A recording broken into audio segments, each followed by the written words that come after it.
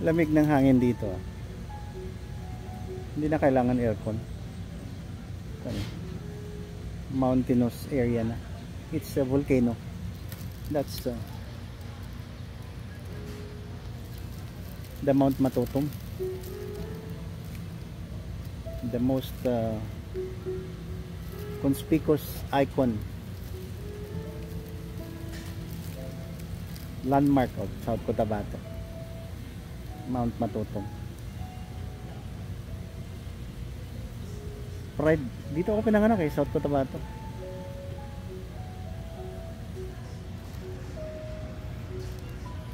Wala ka nang hahanapin pa.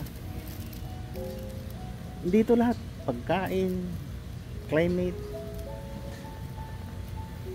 walang stress. Ang reflection ko ngayon, naawa lang ako sa mga tao sa mga lugar na inaapi. Parang wala silang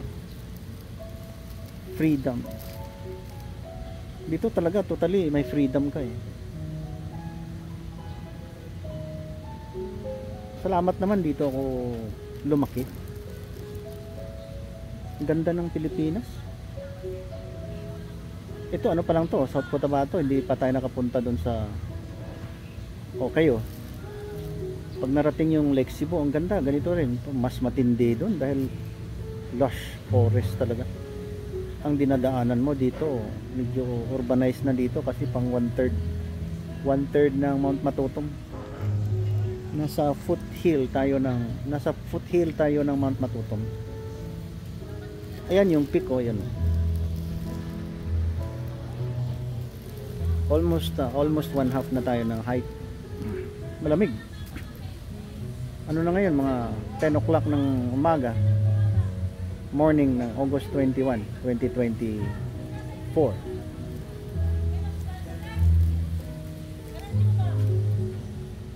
Reflection ko, hindi kami nakadanas ng gutom, walang nag-aapi sa amin, walang nagtiterrorize sa amin doon sa Banga, Barisingko. Iwan ko bakit napunta kami doon. Galing kasi ng Danau, Cebu. Mahirap yung buhay ng lolo ko.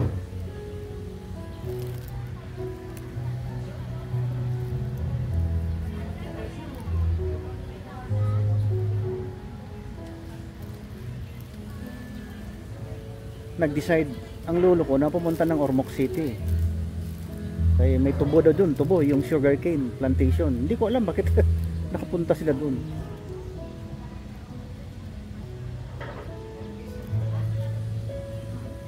Doon naman pinanganak ang tatay ko sa Ormoc. Ewan ko anong nangyari dahil may offer ng human settlement sa Mindanao.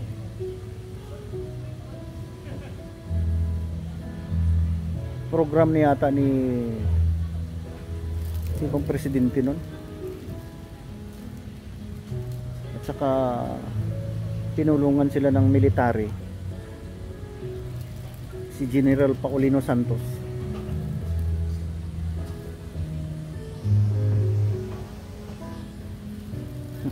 Sinindihan yung ilaw. Akala nila VIP to dito nakahiga.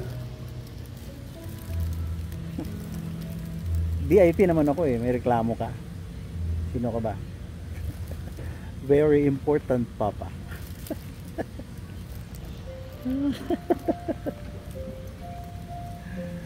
Ang ganda. Nung na-offer yung Mindanao, siguro mga pioneering galing Ormoc, hindi ko alam kung naglakad. Hindi ko alam. Ang alam ko sa nanay ko galing Dao Capiz. Pumunta sila ng Cotabato City. Nagbubugsay lang ng siguro lumang-luma yung barko na sinakyan. Mga natirang barko ng Hapon. Umabot din ng Cotabato City. Mula Cotabato City nagbugsay yung bangka. May kawayan. Ganyan. Minsan may buaya. Pupuntang Lutayan. Sultan Kudarat. Pagdating lang Sultan Kudarat, sumakay ng Ay, hindi sumukay, hindi sumukay. Naglakad from Lutayan to Marbel. Forested area yun. Kasi yung lolo ko, tatay ni mama, grupo ng mga carpenter yun, mga Chanson, grupo, mga kamag-anak namin. Itong mga Tamayo, doon yan galing sa Dao Capiz. Ang lola ni Gobernador John Tamayo. Pinsan yun ng nanay ko. Best friend sila doon sa Dao. Nakita sila dito sa Tupi. Kami naman sa Banga.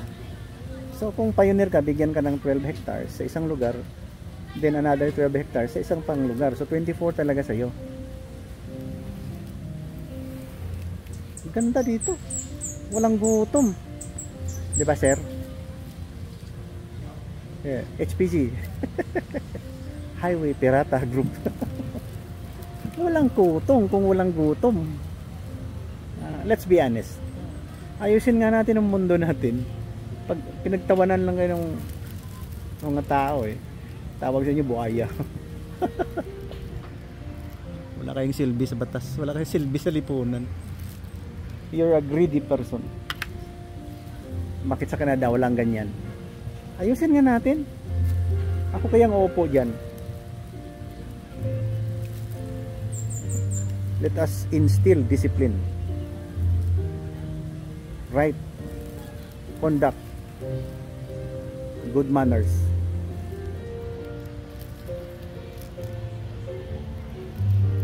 Ganda ng Mindanao. Daming tanim dito. Ito sa paligid natin. Makakain na yan. Hindi ko alam kung ano yan. Kung may dugo kang karabaw baka, kainin mo. Pero dito, kidding aside, ano pa yung gulay na bilog? Pichay, and the other one is marami dito yung ginagamit sa salad. Malawak to ilang 1,000 hectares to. Nabubuhay ang tanim dito.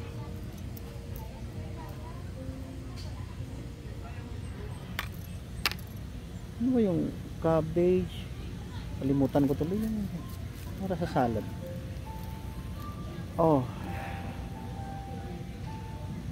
Reflection ni Papa Bob. Pwede naman tayong mabuhay ng tahimik. Huwag yung invasion of one place, take over of one place. Yung mga malisyusong ugali, yung ginagaya-gaya kasi si Lolo Hadmoha isinulat pa sa holy book nila ang mga hindi magandang ginawa. Atat naman itong mga membro ng Malsi na siya ng important karakter. Pinagbaluktot ng mga Islamic historian, totally reverse ng Holy Bible.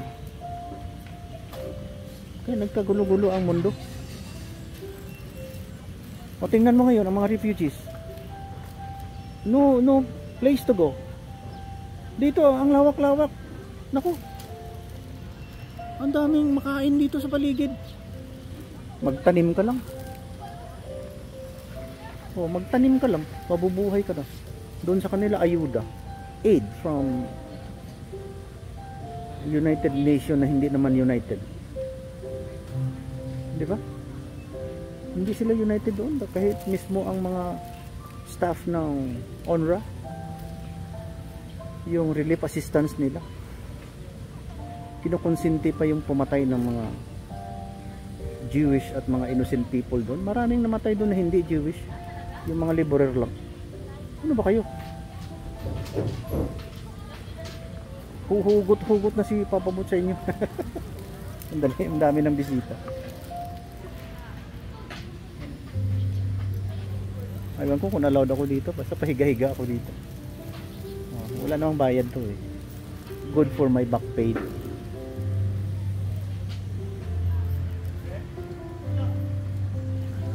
Ayusin natin yung mundo, Chong. Ayusin natin.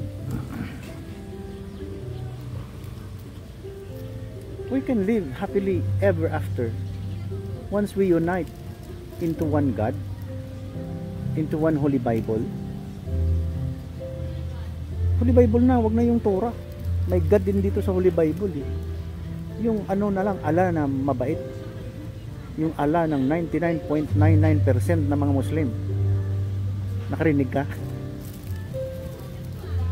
0.001% na yung terorista eh. Kasi dahil yung mababait na mga Muslim, nahihiya yun sa ginagawa ng mga extremist, yung mga jihad, revolution jihad, Islamic jihad, nahiya sila. Nag-i-interview ako eh. Nahayaan mo sila.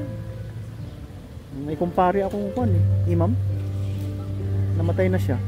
Kinuha na siya ni Lord. Doon siya sa langit ngayon.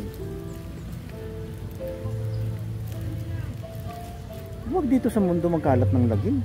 Kawawa yung mga bata. Tingnan mo naglalaro. Pabike-bike lang yung mga bata oh. Oh.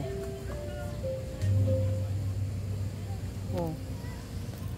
Tapos sinospoil nyo ang gusto nyo mangyari kasi nag-take over na kayo sa buong mundo. Ha? You want to overpower and exercise your might. Wala yun. Kaya nag-guide lang ako. Hindi naman ako nagsasalita ng ilang taon. Ngayon lang. Salamat naman sa YouTube na invention ng Jewish people. Facebook. Hindi ka ba nahiya? Hoy, terorista. Hindi ka nahiya? Anong invention nyo? Wala. Ha? Google? Ang Google ay Jewish people ang nag-invento, no? Waze, Google Map, Jewish people yan. Ang invento ng terorista, Google, hindi, gulo-gulo. Ang gulo nyo eh. Wala kayong hiya. Wala kayong hiya. Talagang animal kayo. Totoo lang, dito, maraming tanim. Nakakain yung mga tao. Pag may tanim, may pagkain, may mabubuhay yung tao. Oo. Pati animal nabubuhay. Gaya nyo. Okay? Maikli lang buhay natin, ayusin natin. Huwag magpakahayop.